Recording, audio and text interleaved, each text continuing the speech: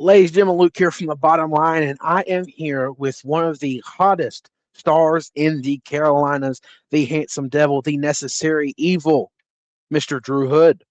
How are we doing tonight? Doing phenomenally fantastic. Bitter, jaded as usual, but internally, can't complain. All right. So I'm going to go ahead and hop into the first question. I'm not going to walk to it. I'm going to hop into it because I always say that, mess it up. But what has started the, I would say, not the love, but the desire for professional wrestling? Long story short, to quickly sum it up, I was more or less a theater jock whenever I was in middle school and high school. I loved theater. I loved performing. I'm not the best singer and dancer in the world, but I am definitely one of the best actors in the world. Okay.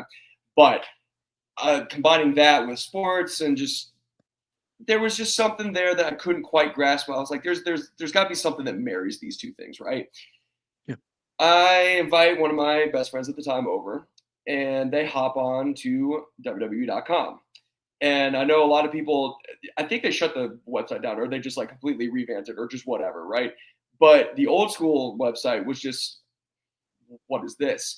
And then he starts to explain to me, hey, this is what pro wrestling is. And we started to look at profiles, we started to look at promos, we started to look at all this stuff. And I thought, Broadway body slams. This is incredible. What show me more? And then we went from there to YouTube, and then we would just watch, videos and clips and compilations and things of that nature there. And I'm thinking to myself, what in the world is this? What is this realm of possibilities of larger than life athletes and superstars? Like these trash talking, body slamming, elbow dropping, wheeling dealing sons of guns. Who and what is this? And that eventually just blossomed into a bittersweet, unfortunate, but fortunate obsession and passion for professional wrestling. Even though I was heavily involved in theater and heavily involved in, primarily football, but sports and things of that nature, I never really felt like I fit into any mold anywhere or any group realistically. But my friends and I, there was like a tight knit group of us, like 3, 4, 5 of us. We loved wrestling, and that just felt like where I fit in best. So I poured a lot of myself into pro wrestling as a fan, and then we would, film our own shows, and we would do, we'd do the whole 9 yards. We would create ourselves in the video games, and we would dream and have these aspirations of completing the journey and being at WrestleMania and stuff, so on and so forth. And that is where the love really just the core of it comes from. That's awesome. That's really awesome. Mm-hmm. So what has been I would say the main goal since you started, whether that be the Drew Hood that screamed be Yah at the fans, be everything you've always wanted to be Yah, or that being the necessary evil? What is the one goal that has always burned at you that you want to attain before it is your time to hang up the boots? That main goal realistically has changed very frequently and consistently. I would say the married idea as a goal would be what everybody's going to want to say, which is obviously sign the dotted line, get the contract, and be a television wrestler. That is bar none what. Not everybody. There's some that are perfectly content doing independent wrestling and then showing up on maybe a national stage every now and again, or they're just more content with like having a full-time job, but then also wrestling and doing their own thing on the weekends. And that's beautiful. Like, I think that's all well and good. But that obsession and passion that we just mentioned has put the idea at the forefront, in the back burner, midway. It's been floating around the entire time of, I just want to get there. But the there has changed every so often, where WWE was always the youngin, the kiddo's lifelong goal. But over time, you start to realize that there's more options out there. So technically, you could be signed with MLW, you could be signed with NWA, you could be signed with AEW, and so on and so forth. So the ultimate goal now is just the next step up from the independents, because I've been an independent wrestler for the past 7 or 8 years or so, since about 2018, 2019. And we're coming up on a decade in a couple years. And it's not that I have nothing to show for it. I think I have a resume that speaks for itself. But I do think getting to the next level would be the goal of I would love nothing more than, prove to whomever it may be, the great almighty ones, to show them that I can be your guy.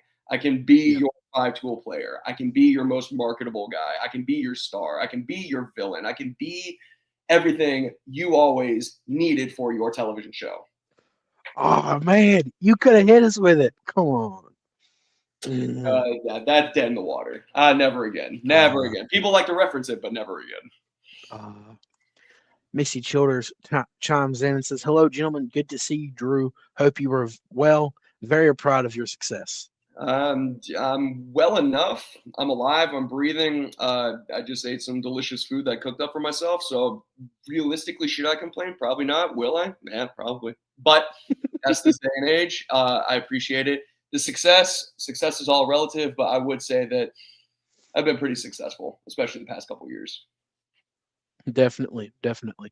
Mm-hmm. So, what has been the one match that you have had that has really, I would say, to you, that changed the mindset from what your past used to be to where you are now with the I can be that guy instead of I'm trying to be that guy?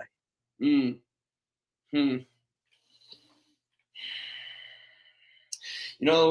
I feel like there's a top 10 list that I could probably compile. I could probably say when I wrestled now NXT's own Jackson Drake in Chester, South Carolina for Action Packed Wrestling, where it was him and I for my, at the time, heavyweight championship. And it was in front of some very important eyes at the time. And it was one of those coming of age sort of things for myself where it was like, can I hang on this level? And I think I passed with flying colors. So that would be one of them. Another one is Cam Jackson and myself.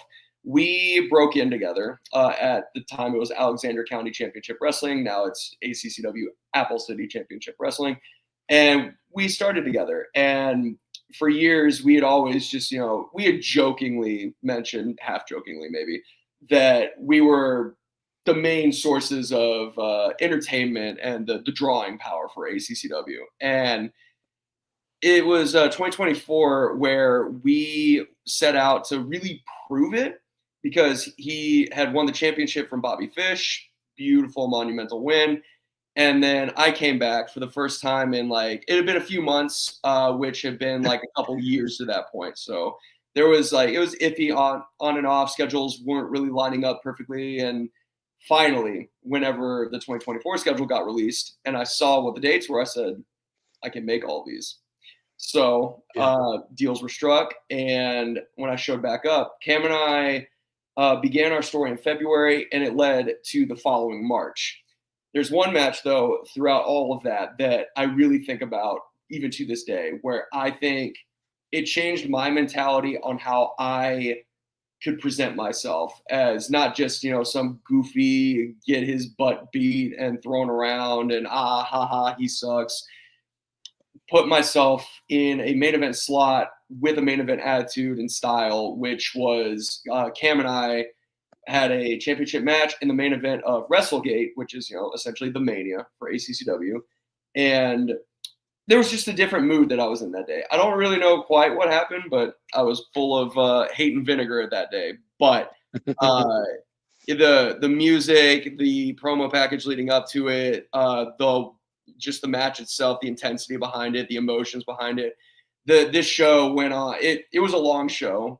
We went out there pretty late, but we still had them right there the entire time. Yeah. Even though they had seen pretty much everything, we still had them the whole time. And then by the time the match was over, I just sat back and I thought, I think I get it now. I think I'm starting to understand. And since then, it's just been building off of stuff like that just to get to where I'm at now. Yeah.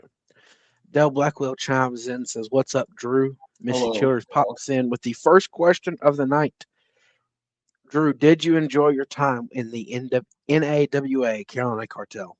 Man, that's a you have to know ball reference. I'm sure people, for those of you that don't know, I was a part of NAWA very early on. I think it was actually within the first few months of my career, within the first year. And I was a part of a group called the Carolina Cartel. I was the first. This might be revisionist history. I believe I was the first ever NAWA ITV champion, and subsequently lost it in the months following to Stuart Snodgrass, and got kicked from the cartel. So I feel like I enjoyed my time with the NAWA because it was, it's another promotion for someone who's new, young, and fresh to be a part of, and to, cut his teeth and really just grind it out and just get grit and determination, just, new faces, new crowds, and so on and so forth.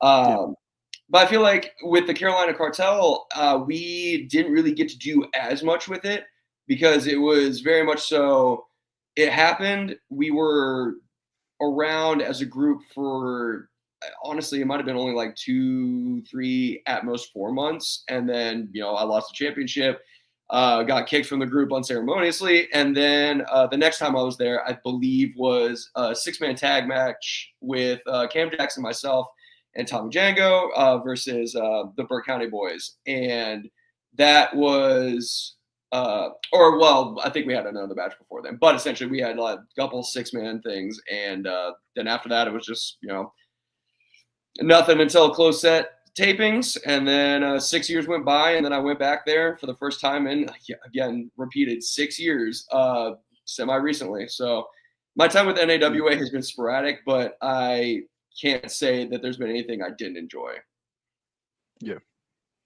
You also randomly mentioned another group that you were part of, the Three Brothers. Mm-hmm. And you took that one around the Carolinas. So what was the, I would say, the breaking point that you, after starting the Three Brothers, and then what was the breaking point to end the Three Brothers? So it wasn't even our doing.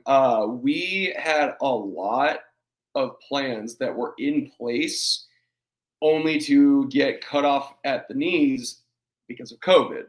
So we had a lot of tag and trios and, group endeavors that were booked. Yeah. And then obviously the world shut down to keep everybody safe and make sure that we were trying to fight this thing. And after things started to pick up, all three of us, Tommy had started teaming with Chris Vallow, and they were the Heart Killers, so he had his own separate tag team.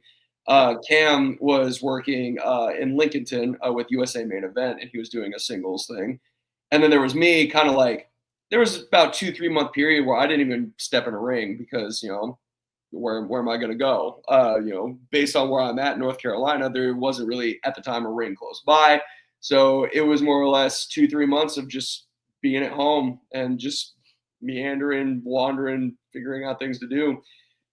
And eventually I just thought, well, maybe I'll get back into it. So I started to slowly get in there. But all three of us just didn't really cross paths again. There would be a show or two where we'd be on the same show. But for the most part, it was just like we saw each other sporadically. And then I remember it was, I can't remember. It was like in 2021, but I can't remember what the show was. But we all eventually ended up on the same show again. But that was, a year and some change after we had been on the road together pretty much every weekend, like 2 or 3 times a week. Yeah. So the breaking point wasn't even a wrestling related thing.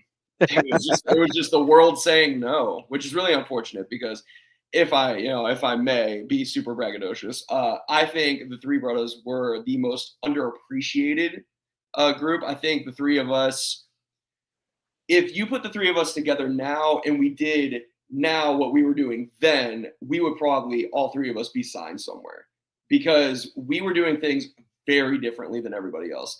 Everybody else wanted to be super tough. Everybody wanted to be the Stone Cold. They wanted to be super BA. They wanted to fight everybody. Everybody was like, oh, super cool.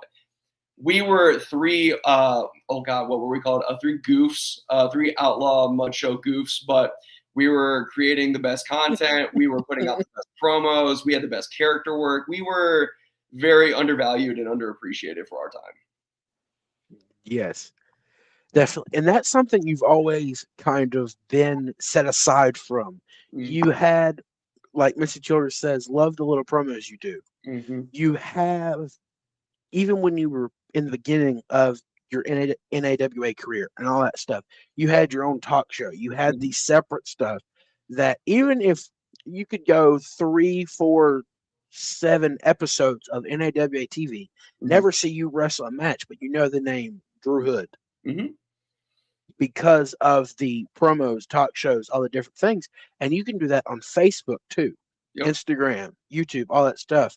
You can scroll and scroll and scroll, and you'll see 3 or 4 Drew Hood posts, stuff like that.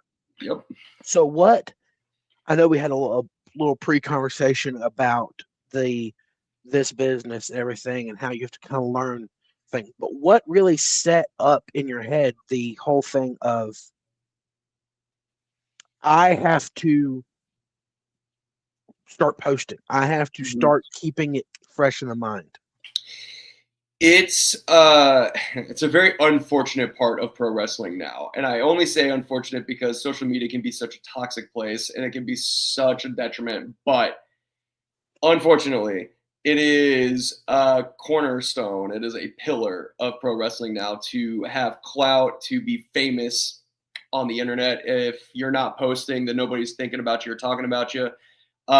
There's nobody that's going to be your biggest fan but yourself. There's a bunch of cliches I could throw in there, but essentially what it was and what it boiled down to was I realized that I could have posted like moves and things from matches just like everybody else, but that's the problem. It's just like everybody else. So I thought to myself, okay, well, whoever they may be, they always say, do something different, stand out, do what everyone else isn't. And I said, okay, so I'll just post an obscene amount of promos, an obscene amount of pictures, and like all this other, like just do what everyone else isn't doing.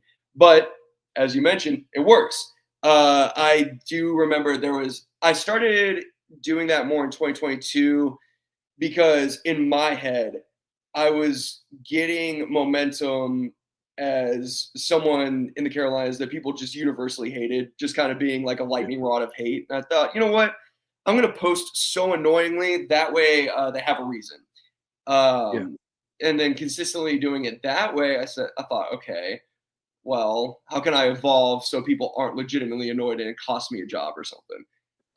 Then it just it started to transform. And, over the years, now here we are where it's almost a blurred lines, but I prefer it that way. I know people are going to be shocked to hear this, but I have no personal pages or anything like that. All social media, just wrestling. So is it my real feelings? Who knows? Is it how I think about people? Who knows? But that's where I feel like my comfortability is at, where I can post pretty consistently and just be like, this is what I want to post. Because some people put limitations on themselves. They'll say like, I don't know, maybe the people wouldn't really like that. Be free, do you. Like as soon as I started to really embrace the mentality of just post what you think is going to get you attention and do it consistently, the dividends will be there. It'll pay off because algorithm, that's also a big problem and a big thing is the algorithm likes consistent posting. So if you're not consistently posting, you're not at the forefront and it's not going to like push your content to the front. It's not going to push it to the main of people's timelines. So you have to. And I've had people approach me and they're like, dude, I don't know how you do it. You're so consistently doing it. I feel bad if I make like a singular post in a day and then want to post again, but then I'm like, maybe I shouldn't. I always tell them, I'm like, do it. Like I know you feel that mental block of apprehension, but just do it because if you do, maybe that's the post that gets a lot of engagement. Maybe that picture pops off, or maybe you go viral from something. So I think as long as you're not posting anything that's stupid, hateful, or anything of that nature, do it because that way you can get your attention on you and your brand, which is the most important thing that you need to promote. Little Donnie pops in and says, hey, what's up? God, little Donnie. Fond memories, Donnie. Hope you're doing well, buddy. Missy Chores says, I have to ask, do you still have The Rock? Oh my goodness. Hey, another no ball, you got a no ball thing. So for anybody curious, I used to have a pet rock named Dwayne.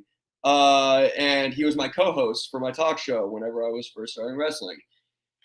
And unfortunately, again, he was going to be used like he's an actual human being. He was going to be used for a story, and I gave him to somebody, and then stuff happened, and I never got him back. And that was it's 2026, right? So that was 7 years ago, 6 years ago, something like that. So Dwayne's been out of my possession this entire time, so I lost that rock. So no missing posters. Dwayne's out in the universe somewhere, dude. He's out in the ether. I have no idea where he is.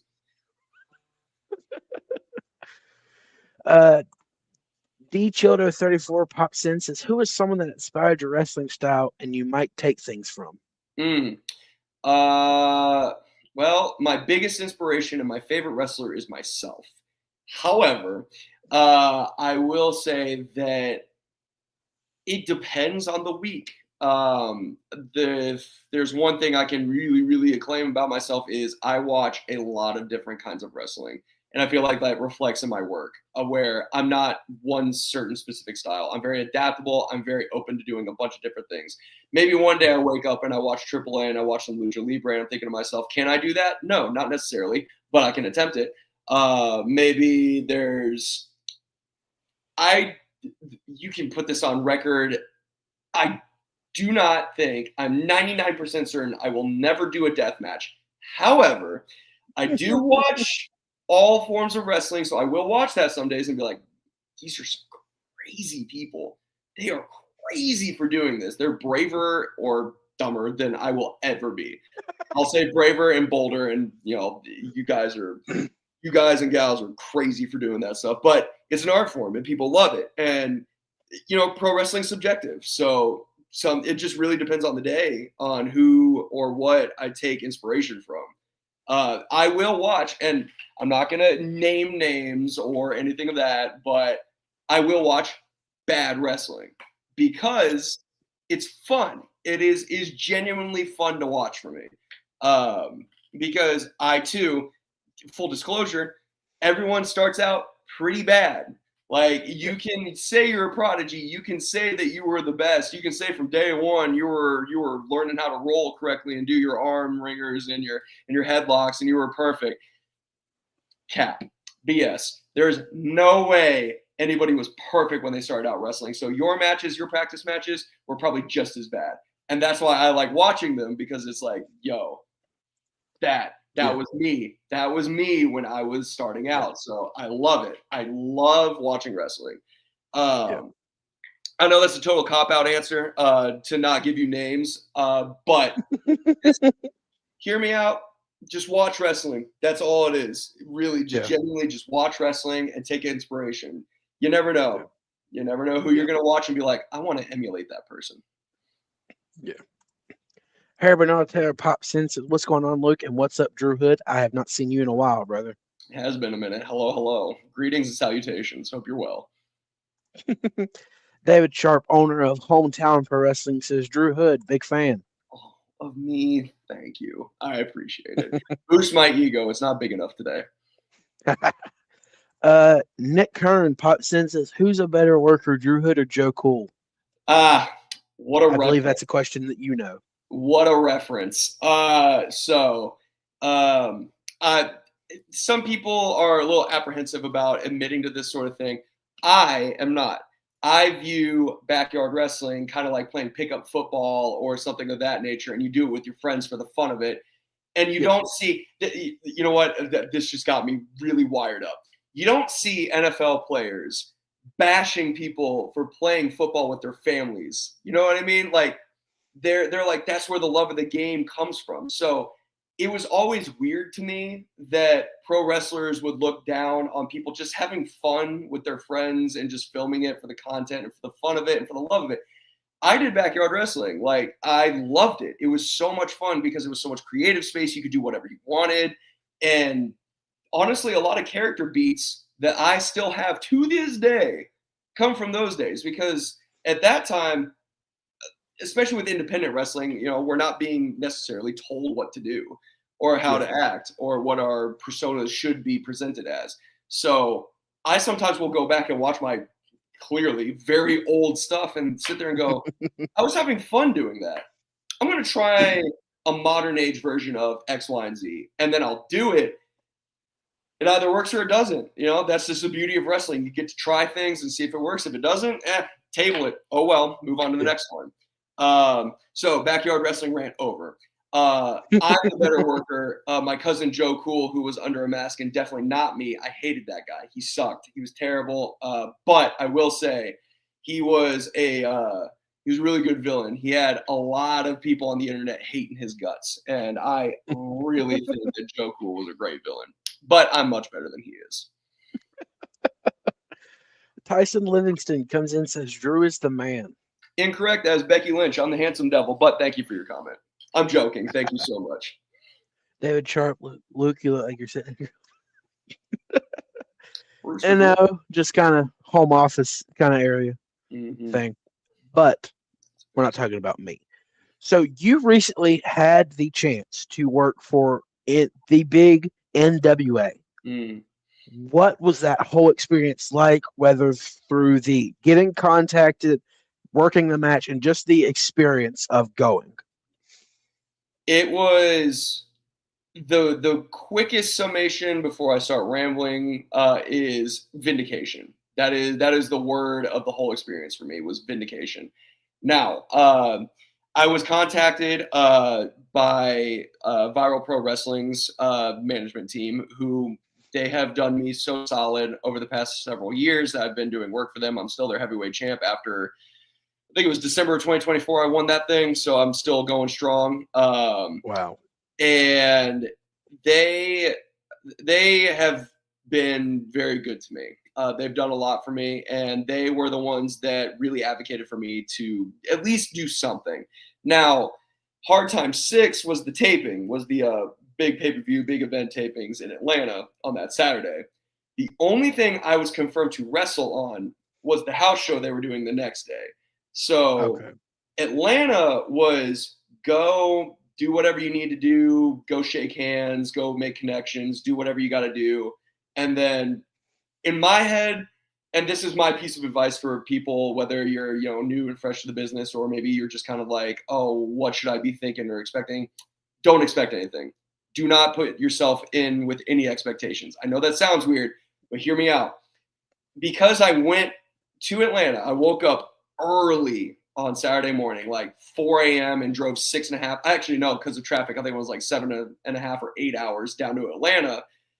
And in my head, the whole time I'm going, I'm probably not doing anything. I'm probably not wrestling. I'll probably eat some catering, go, rub shoulders with some people, go talk to Billy Corgan maybe, or just whatever the case may be. Yeah. And I get there and just talking to a couple people, and they're like, oh, they do some production darks and, just some matches just to kind of feel things out and see how people are. And it's pretty standard stuff. I'm thinking, okay, maybe I get one of those. Who knows? I don't know. We'll see. Even if not, it's a cool experience. It's really cool to be at Center Stage in Atlanta, which I had never been to before, but I'd seen it, and it's a phenomenal venue. It is gorgeous. It is so cool. But as the day goes on, so I get there pretty early, around like noon to 1, something like that. As the day goes on, a couple hours go by.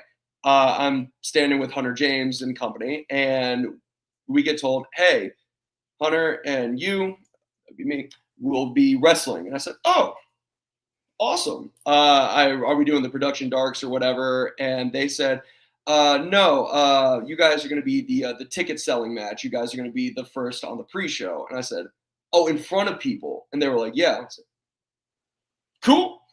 Easy.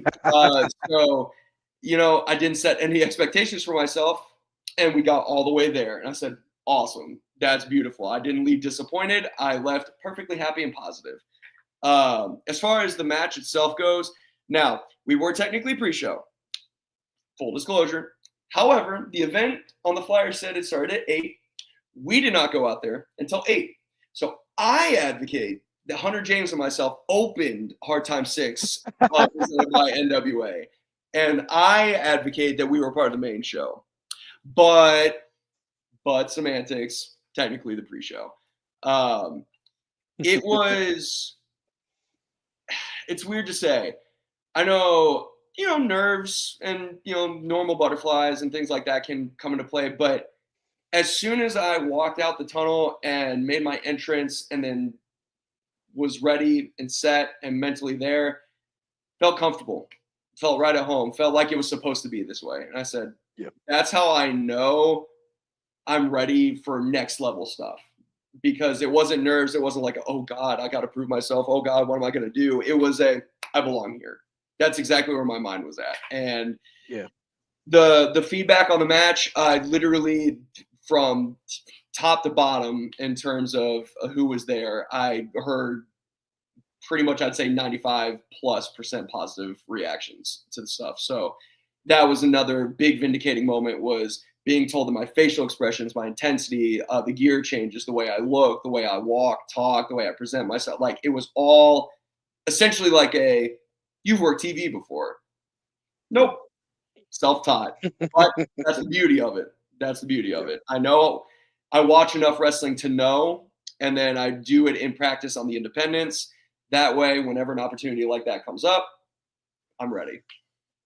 awesome. Now, the house show the next day, beautiful. Honestly, there's not much else to say other than it was just it was another really cool experience. I got to work Misery, who is the NWA World Television Champion, and I got to compete for an NWA Championship. That's Nice. super cool, right? That's amazing. To the point where I had fans commenting on stuff saying that was the match that we remembered the most. And I said, that's beautiful. Look at that. Look at that. Memorable. Give me a shot. Oh my God. Definitely. I remember seeing the Viral Pro Wrestling announcement that the Viral Pro Wrestling champions were going to be at the NWA taping. Mm-hmm. And then I seen that the short snippet, I think either you or Hunter James posted, of y'all in the ring. Mm-hmm. And I was like, that's the Hard Times setup. I was like, did they work on Hard Times? And I didn't get to catch everything, the promotions and stuff about my day. I was like, and so I eventually went back and looked. It is on the NWA YouTube, the pre-show match of y'all in the Hard Time ring. It is. Oh, well, that's news to me. Thank you. That is going on the playlist. Thank you. That. Oh, okay. Noted. Okay, sick. I'm going to go watch that later. Awesome. Look, I know that their taping schedule, the way they do it is they'll do this huge, it was an obscene amount of matches, but it makes sense for what they do. They film a bunch, and that way they spread it out on their show on Saturdays on Comic TV. I figured Hunter and I's match was going to be 2 months, 3 months from now. So I wasn't even thinking to check. I love watching wrestling, and I'll get around, and I just hadn't seen NWA stuff too recently. I was watching a lot of it, obviously, before that weekend, and I was like, oh, yeah. Okay, up to scale on the product and everything else. And then I just kind of lost track, and I was watching other stuff. And now you, Luke, have told me that it's already up. So I'm like, oh God, oops. Let me go be y'all are on the pre-show. Let me go be a good wrestler for once. Let me go actually promote myself. Yeah. So what has been the biggest, I don't want to say setback, but the biggest thing that you have conquered that really, to other professional wrestlers, that would have stopped this journey of professional wrestling? My own mental battle, my own mentality. For those that are maybe aware, maybe not aware, I, earlier this year, around January, pretty much at the turn of the new year, put out a little video saying that this might be my last year professionally wrestling. I was at a very low point because, for some context, leading up to the end of last year, I had felt like I was putting out a lot of quality stuff. I felt like I was proving myself consistently, the resume speaks for itself, the work speaks for itself. And it was getting more and more frustrating that I can't say everybody unanimously, but most people, whether it was up and down the coast or across the nation or wherever, they were all telling me the same thing, right eyes get on you, you're out of here. And for 3 years of hearing that consistently, it just gnaws away at you to a point where you just reach that, I can't do this. I can't keep doing my best work and putting it out there and doing it and doing it and doing it. and not feel like there's any dividends coming from this. Like it was just frustrating. So my mental state at the beginning of this year was very much so an amalgamation of all the buildup of I am so sick and tired. I'm bitter. I'm jaded. I'm that kind of veteran. Oh no, I've reached the boiling point. But it was it, and I put the video out. But part of me knew that I was probably gonna stick around, but most of me was definitely at peace with the idea of make this year as good as possible, ride off into the sunset. But obviously, there's been some developments over the past 6 months where I'd say I'm more, we'll say 70-30, 70 favorable of sticking around for a longer period of time. But, you know, that 30% of I do have off weekends here and there, and those off weekends are really nice. It's really nice to just stay home. But there is still a really deep love for wrestling. I love the sport. I love the performance. I will always love pro wrestling as its whole.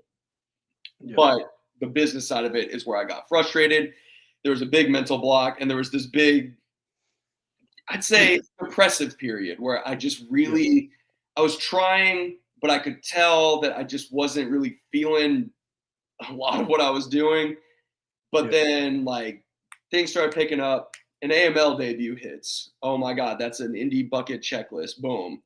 NWA comes calling. And like all these other things start happening. I'm going, okay, me threatening to retire apparently means I'm about to start doing everything I wanted. So maybe I just continue that as a bit and I threaten to retire for the next 15 years. And then when I do actually retire, it's like, oh, okay. Oh, oops. I just had a big TV career. Oh, and now I'm done. You know, like who knows how the universe works? I don't understand it, but it's not for me to understand.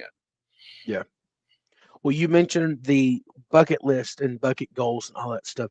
What is another, I would say, bucket list item that you have before you hang up the boots, whether that be at the end of the year or that be in 20 years? Who knows? I would say independent wrestling wise, you know, there's different ones. Like obviously the main goal for a majority of independent wrestlers is to get signed somewhere, not necessarily to one company. Maybe you just want to get signed, period. I'm of the personal belief that you should keep your options open.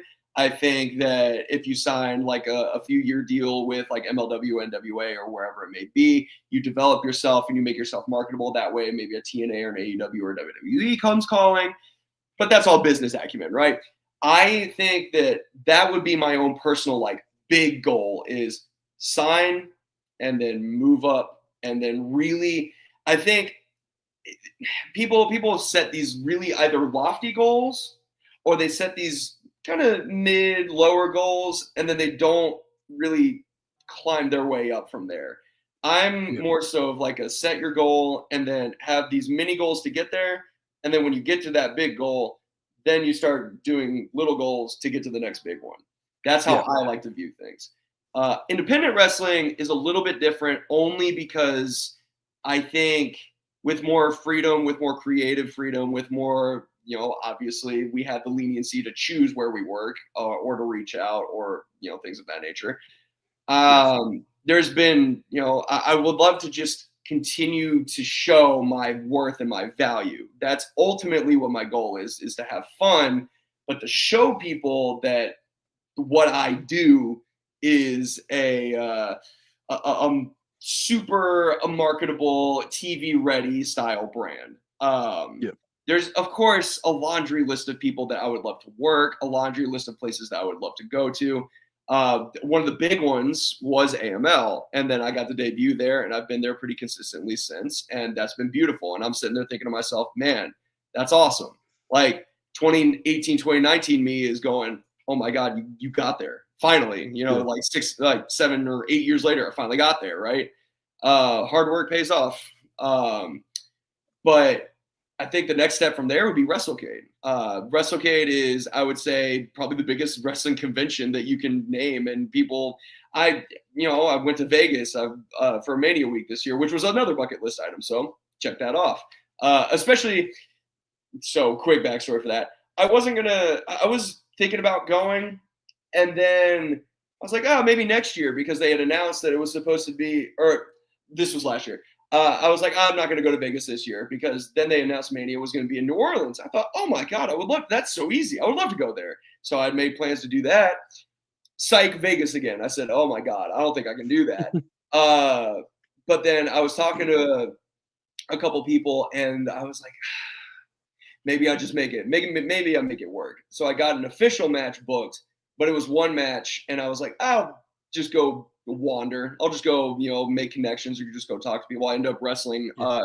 at Dark Sheik's World's Worst Wrestling Show, which was phenomenal. And I wrestled in a tag team blindfold match, and my tag team partner was Cheeseburger of all people. So like, wrestling takes you into the wildest places, man. It is that's the beauty of it, right? So bucket list item, Mania week this year, checked it off. WrestleCade, to get back to that, WrestleCade is so, I'd say, nationally known that people, it's a huge convention. It's a 3-day party. Yeah. It's something that I've had on the back of my mind, especially around like 2019, because Cam Jackson and Tommy Django, my two brothers, they went to WrestleCade that year, and I couldn't go, but they just hyped it up so much. And when I was eventually able to go as a not a vendor, but as a guest, essentially, just like have my own table, it was everything that I thought it was going to be. But like being in that atmosphere, I thought to myself, man, I want to wrestle. Like, I want to perform for these people, for the sinners and heathens. I want to go and perform in front of these large crowds, whether it's on the Super Show or on day after or whatever it may be. I'm hoping that with my new AML tenure now, I can get to that point. So that is definitely huge on the checklist right now, on the independent checklist. And I think that's every like wrestler. I'll expand that out to like wrestlers, referees, announcers, commentators, anything. Going to seeing a bigger production, seeing the turnout of that.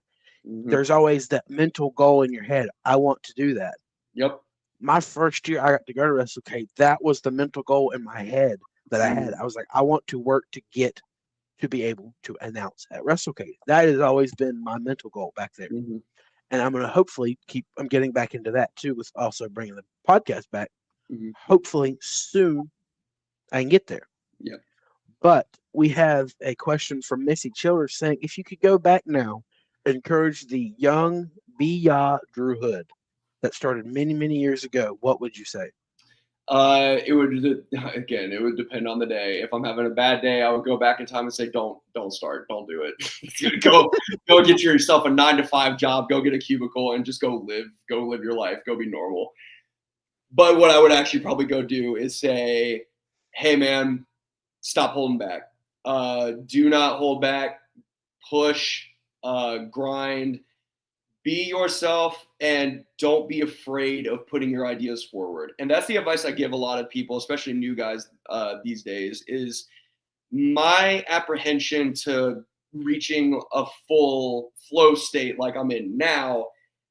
It prevented me from getting farther quicker because I was so concerned with what everyone thought. I was so concerned with being a good soldier. I was so concerned with shaking hands, kissing babies, and making sure I was doing everything that everybody wanted me to do. I have to do a good job for everybody else instead of actually putting myself and my own interests and my own wants and needs and my own loves first.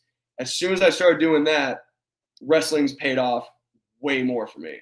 So it's me telling young me, but I see a lot of young me and a lot of people these days. I tell them, please, please, please, please just be unapologetically your brand. And if there's repercussions, deal with them and then move forward. Please. Because if you hold back, you're not going to advance. Yeah.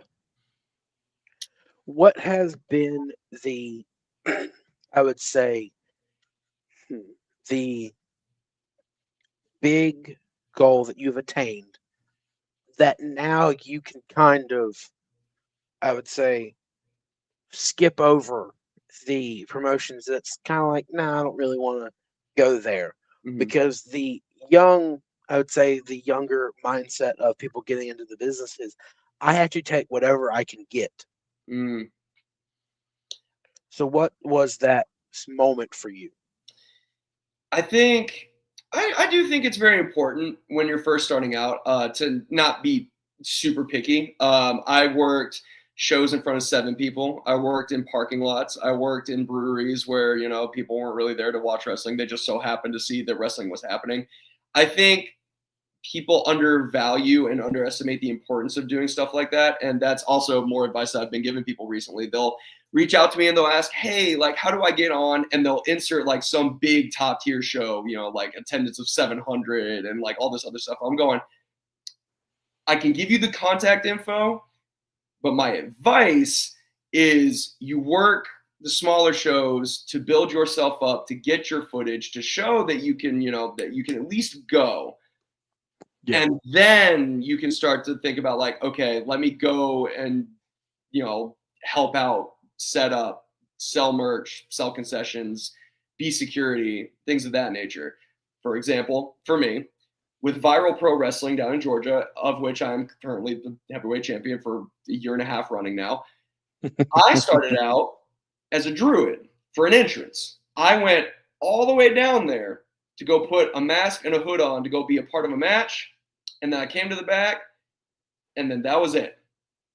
Talked to the promoters, and it was very much so like this is also kind of like, this is a very loaded statement of like, I understand that not everybody's going to be able to do this or be like this.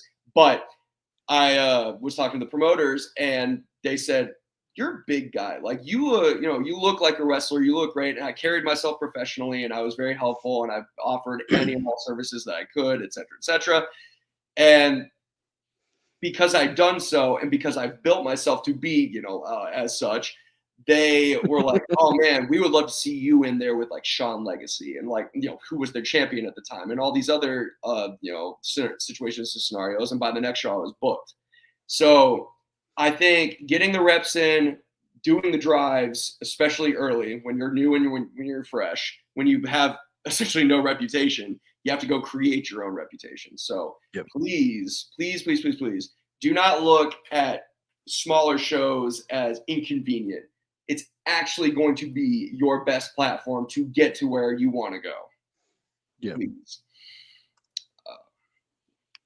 Mr. Chiller said, I would love to see it at WrestleCade. I would love to be there. Tag them. No, I'm kidding. Don't bother them. They may not put me on if too many people bother them. Don't do that. Yeah, that's the thing that I've seen with some professional wrestlers, not going to name names or anything like that, is places or people such that they want to work, they spam them and tag them. Mm-hmm. And there's a point to, yes, that's cool, but there's also the point to where it becomes repetitive. Of course. And you earlier talked about the blurred line of what becomes cool and what becomes repetitive. Where has that goal came for you on your content that you post? Ultimately, what my content that I post now is what I want to post. What I posted before in the years prior was like, this will be promotion this will be promo that, this will be match this will be being way more calculated, way more like, hey, I got to keep this professional as I can be. Now, the way I post is very much so how I feel like the handsome devil himself, Drew Hood, would be posting on social media. And I'm sure there's people out there, they're like, yo, you post a lot. I know. And you're thinking about me. You're talking about me. You're seeing what I do. You know what I'm up to and you know what I'm doing. So you know what shows I'm going to be at. That's the point. That is the whole point of professional wrestling in this day and age. So the content now is very much so, we're in a time of wrestling where people, they want authenticity. They don't really want to be BS'd. They don't want people to just like lie to their faces. They don't want people, for example, small example, and this isn't me, saying don't do it or don't have fun, but if you're, for example, persona is going to be, I'm a rich aristocrat with all of this money, but then you're posting that you're living in like a double wide and your car is like a 80s model, like Toyota Camry or something like that. You know what I mean? It doesn't track. Yeah. So people are just going to call that out and be like, that's dumb. That's lame. Why would I, why am I going to invest in this? So you have to be able to put content out there that people are going to be able to buy. So Yep. what do people buy? They buy, is that how he actually feels? There's a series that I filmed with Kendall Wright, who is one of the best videographers in the game today. And it's essentially like a devil's advocate series where I'm just spouting off. I'm just talking about, but what do I know? What do I know about wrestling? What do I know about getting signed? What do I know about taking advice from people? What do I know about this, that, and the third? And I've gotten people messaging me being like, is that like real? Is that how you feel? And I'm like, maybe it's not. Yeah. Who knows? So I think people underestimate the content era that we currently live in. It's very clout oriented. It's very internet oriented. It's very like, if you're popular online, if you're popular on X or Instagram or TikTok or wherever it may be, you're on TV within 6 months to a year, So who's to say with wrestling? Definitely. We talked about, you earlier said places you'll be. You're very open and up to that on Facebook and Instagram and all other stuff. Very much We so. talk about a show going on tomorrow night. Yes, it is Thursday night. I had to check my watch. Don't know why. Tomorrow night, you go one-on-one with Dynamite Jackson at Firestar. How long have you been going to Firestar, and what is your thoughts going into this? Firestar actually was it became more consistent last year. I had been there a couple times in like my beginning stages of my career, but then there was just like a lull period and just hadn't really been there. Started going there for some training sessions and things like that, and then just ended up wrestling on the shows. Now, Dynamite and I actually have a lot of history here at Firestar. I had been making his life very difficult.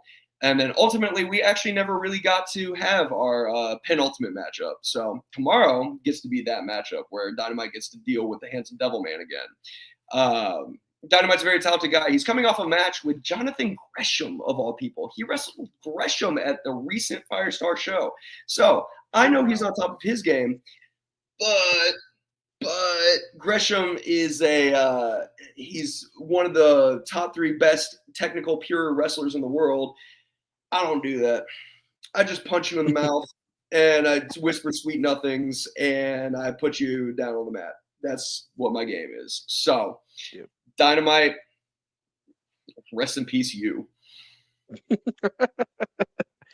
I've seen some of the Firestar stuff on the is it called Afterburn? I watch it, but my brain there's a lot of different TV on YouTube names, and sometimes you'll get the different like mix-ups and stuff like that. And I watched a match with you and CJ Evans on the Afterburn thing. I didn't catch what you said in the video clip, all that stuff, but that match was definitely something that I was like, okay, this is I knew it, but it sparked this is a different Drew Hood than people have seen. Than the 2019 NAWA fans have seen. A lot of those people, a lot of wrestling fans nowadays, we still have the mixture of the older fans. They have no idea what goes on online. And I feel like you are one of them guys that they don't have to know what's going on online. They can figure it out while you're out there. I believe that continuity is very important. Now, you bring up a very good point that I think people overlook a lot is if you're posting online all the time, that's cool. There are going to be some people and fans that are following and seeing what tracks. But, for example, when I went back to NAWA recently, that was the first time in 6 years that I'd been there. I knew that people in that audience had no idea who I was. Because they either had no idea who I was or they'd see me when I was a goof. It was one of those two options. There ended up being a few people there that knew who I was recently, which was helpful. But for the most part, the majority of the audience, they don't know what I'm doing. So when I walk through the curtain, I got to show them who I am. And then by the time I walk back through the curtain, hopefully they're on their feet going, that was mind blowing. If they're older fans and they'd seen me previously, they go, wow, he's big, jacked, and handsome now, and he wrestles real good. If they're new fans and they had never seen me before, maybe they're also saying, wow, he's really big, jacked, and handsome. He wrestles really good, but also he looks cool. I don't believe, I hate we missed you there. Sorry, I saw the comment come up. We missed you there. I would love to come back. I enjoyed my time very much so. Actually, speaking on that match with Justin Kindred Allen, I think the world of Justin. I respect him. I know that we traded barbs online, but that's how I like my wrestling, and that's how I like people to talk trash. I love it. I thrive in that kind of environment. I will say that I see a lot of young me in Justin, and that's why I wanted to pull something out of him that made him kind of feel more elevated, and I feel that we very much so did that with the match that we had. I don't think it's quite up yet on NAWA's YouTube series, but when it is, please give it a watch. Because not only do you get to see good guy, good deeds Drew Hood, you also get to see Justin Kindred Allen really step up and really show that he does have something to him that people need to pay attention to. He also called you out after a match with the Beer City Bruiser. He did. That's on the social media presence thing. You see him pin Bruiser and walk to the back, and he calls out Drew Hood. Yeah, and that's not even putting down Beer City. I love Beer City Bruiser. I think he is a phenomenal athlete and he's a great competitor. He was my AML debut match. Like, I think the world of Beer City Bruiser. But like you're saying, it's a big testament to my current standing, especially kind of in the, I'd say the Mid-Atlantic, Southeast, Carolinas, especially area, where I'm at a point now where I don't have to do much to get matches. People are bringing me to come do these matches. And I think that's a very vindicating moment for me, where I'm sitting there going, I'm not a name by any stretch of the imagination. I have not done nearly the amount that a lot of other people have, but my presence alone is a selling point for people. So that is 2 thumbs up for me. Mr. Jones wants to know, do you know Tommy Okami? I am familiar with Tommy Okami. Yes, I am. He's got the hearts and all the stuff. Yes, I do know Tommy Okami. I beat his butt if I punch him straight in the face and then break those hard glasses and then stomp on him or something. Yeah, it's all hearsay. All hearsay. It seems like y'all are complete opposites. I agree. Tommy loves people. Very much so. Complete opposites. Yes. And you loathe people. Oh.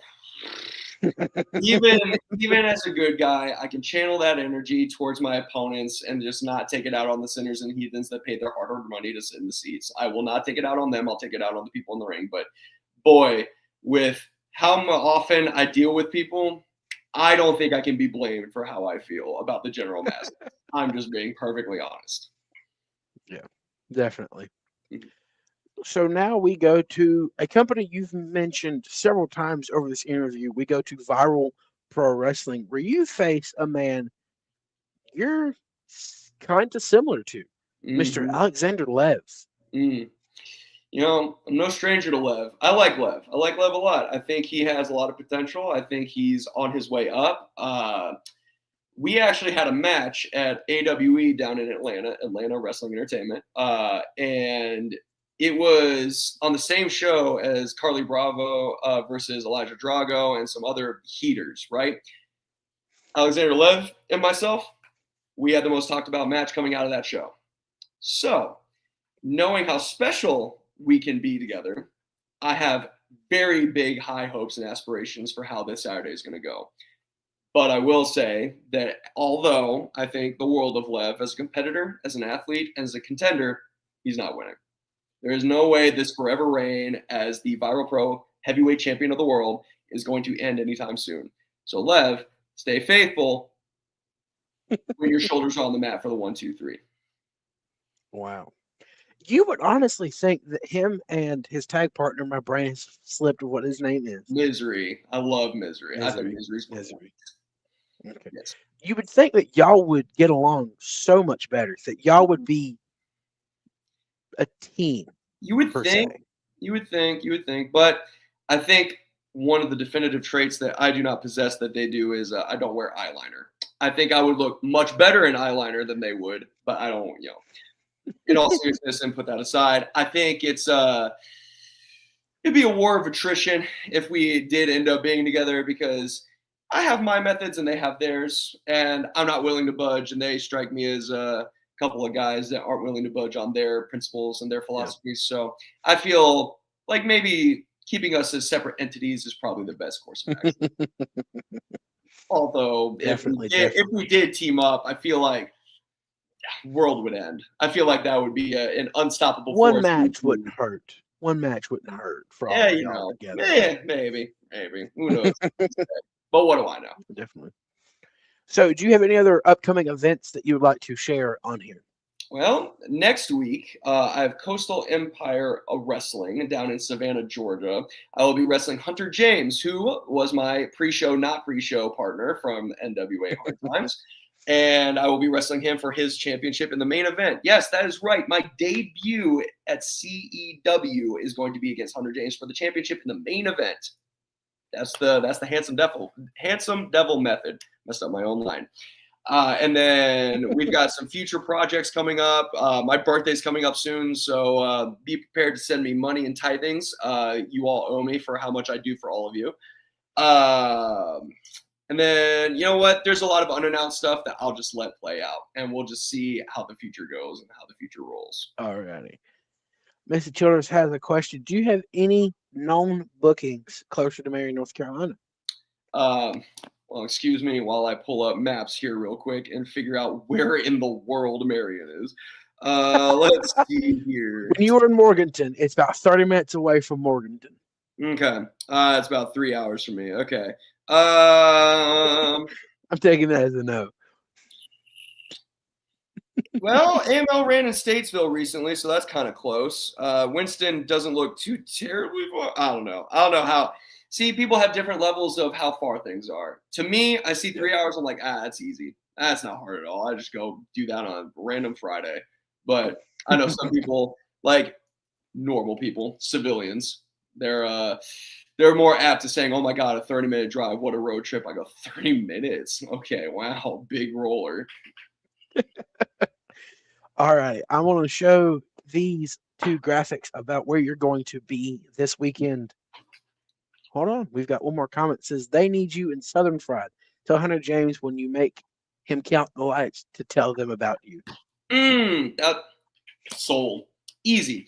I have seen things about Southern Fried. I am interested in working there, I feel. I think I fit in anywhere. Honestly, I feel like the handsome devil himself brings a unique sense of charisma and oozes personality and good looks and charm and everything else and far in between. I think I'm a 5-tool player. I'm marketable as can be. Just check out my socials and you would know. I should be everywhere. All righty. I'm going to run through these graphics. We've got tomorrow night at the Boxcar 24. My brain cannot read that. You wrestle Dynamite Jackson. Yes, and then Saturday night for your Viral Pro Wrestling Heavyweight Championship, you face Alexander Lev. Easy. Yeah. Easy work, light work. We greatly appreciate you blessing us with your presence and being on the show, taking the time out of your busy training schedule and match watching. Of course. And now after this is probably a hot bubble bath. That's not too much information. I love bubble baths, man. Take bubble baths. Take care of yourselves. Epsom salt as well. Take care of your bodies. You only get one. I'm gonna do that. I'm gonna put wrestling up on the what's it called, the sink? Yeah, there we go. Up on the little banister there, and I'm gonna watch wrestling. And I'm gonna come in here. I'm gonna go to sleep. That's how nights should go. Well, thank y'all for watching. This has been The Bottom Line with the handsome devil, Drew Hood. Thank you so much.